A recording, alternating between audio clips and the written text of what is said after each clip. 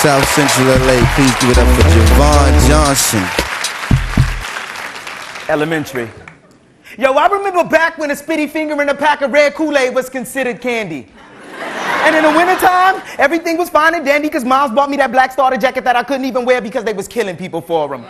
I remember shit like the Transformers and the Thundercats and eating a bowl full of Apple Jacks 7 o'clock on Saturday morning because I had to get up early morning to watch my early morning cartoons or my older brother play tunes of Grandmaster Flash and the Furious 5 in the background because we liked it like that. And all I'm thinking is, shit, I just want to go back to elementary. So, a little over a decade ago, I'm sitting in Miss Norris's 5th grade class, ready to take on the world, and Miss Norris comes up to me and says, Javon, what do you want to be when you grow up? I looked her square in the eye, and I said, when I grow up, I'm going to be a Teenage Mutant Ninja Turtle.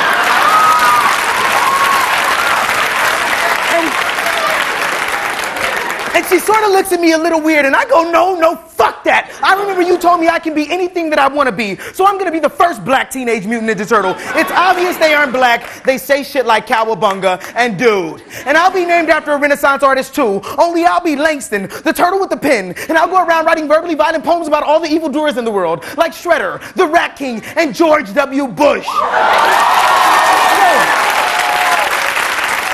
So a little over a month ago, I'm back in Miss Norris's 5th grade class, and I'm lecturing to the kids about the importance of education, and this little kid who sort of reminds me of myself raises his hand and says, so mister, with all this education, what have you become? I looked him square in the eye, and I said, I'm a fucking Teenage Mutant Ninja Turtle.